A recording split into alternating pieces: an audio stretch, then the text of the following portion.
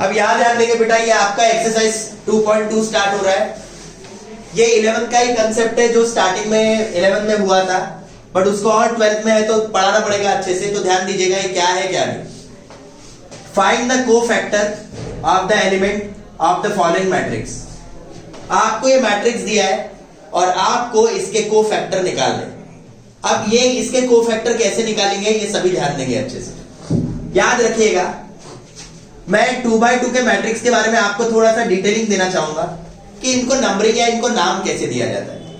आप यदि ऑब्जर्व करोगे तो ये जो ये एलिमेंट है, ये फर्स्ट रो और फर्स्ट कॉलम का एलिमेंट पहला है, तो इसको नाम दिया जाता है A11।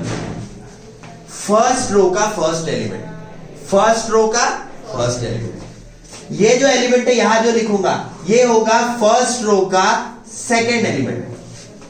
तो फर्स्ट रो का फर्स्ट एलिमेंट और फर्स्ट रो का सेकेंड एलिमेंट। ये सेकेंड रो है, इसको बोलते हैं सेकेंड रो का फर्स्ट एलिमेंट, और इसको कहते हैं सेकेंड रो का सेकेंड एलिमेंट। ये होता है फर्स्ट रो का फर्स्ट एलिमेंट, फर्स्ट रो का सेकेंड एलिमेंट, सेकेंड रो का फर्स्ट एलिमेंट, सेकेंड रो का सेकेंड एलिमेंट। तो एग्जांपल यहां पर यदि मैं बोलता हूं तो A11 इसका वैल्यू है -1, A12 इसका वैल्यू है 2, A21 इसका वैल्यू है -3 और A22 इसका वैल्यू है 4। ये A11, ये A12, ये A21 और ये A22। अब सबसे पहले कोफैक्टर निकालने के पहले आपको निकालना पड़ता है माइनर्स। मैं काफी ट्रिक से पढ़ाऊंगा, ये बहुत ट्रिक से पढ़ाऊंगा कोफैक्टर निकालना, आप अच्छे से समझ लेंगे। तो सबसे पहले हमें निकालना पड़ता है माइनर्स। माइनर्स को डिनोट करते हैं कैपिटल M11 यानी A11 का, फिर capital M12, capital M21, capital M22। अब ये माइनर कैसे कैलकुलेट करना? माइनर कैलकुलेट करना काफी इजी है। फॉर एग्जांपल आपको -1 का माइनर निकालना है, तो -1 जिस रो में है और जिस कॉलम में है उसको हाइड करना, उसको छिपाना। तो यदि मैंने -1 जिस रो में जिस कॉलम में उसको छिपाया तो बचा कितना? 4। तो दिस इज योर माइनर। अब यदि आपको 2 का माइनर निकालना है तो 2 जिस रो में है जिस कॉलम में उसको छिपाओ। तो यदि मैंने 2 को जिस रो में कॉलम में छिपाया तो बचा कितना? -3। अब आपको किसका माइनर निकालना है? -3। तो -3 जिस कॉलम में जिस रो में छिपाओ, क्या बचा? 2। तो यहां पे 2 लिखेंगे। बाद में 4 का माइनर निकालना है तो 4 जिस रो में है और जिस कॉलम में छिपाओ, क्या बचेगा? -1।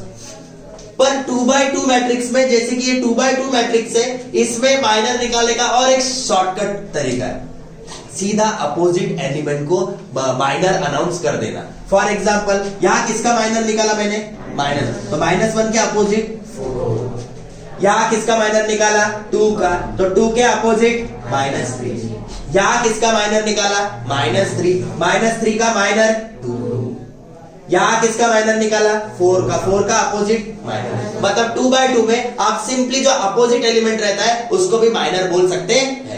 अब बात आती है कोफैक्टर की। अब बात आती है कोफैक्टर की।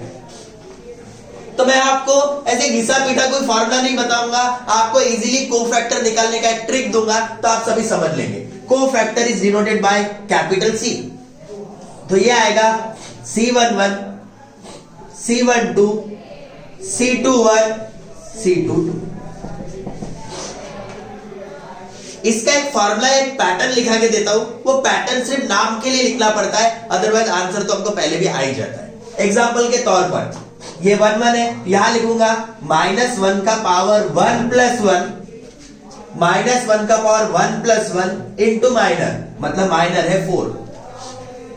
यहां लिखूंगा -1 का पावर 1 + 2 इंटू -3।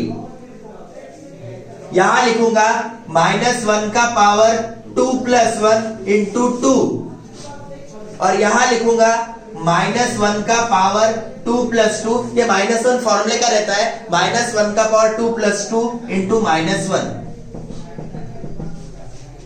अब ये माइनर कैसे निकालना? आपको इवन नंबर और ऑड नंबर के बारे में बहुत अच्छे से पता है। इवन नंबर मतलब जिसके पीछे 0, 2, 4, 6, 8 होता है उसको इवन नंबर बोलते हैं, और जिसके पीछे 1, 3, 5, 7, 9 होता है उसको ऑड नंबर कहते हैं।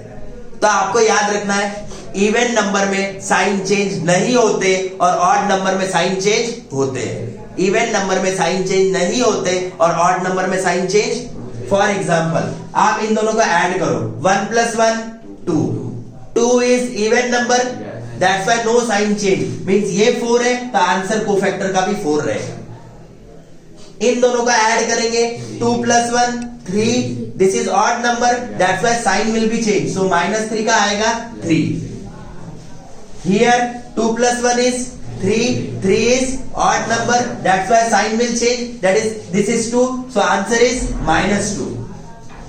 This is 2 + 2, 2 + 2 is even number, और even number में sign change नहीं होते मतलब -1 का -1, so this is your cofactor. So cofactor of given matrix is 4, 3, -2, -1. यह आपका आंसर। देख लेंगे यहां पर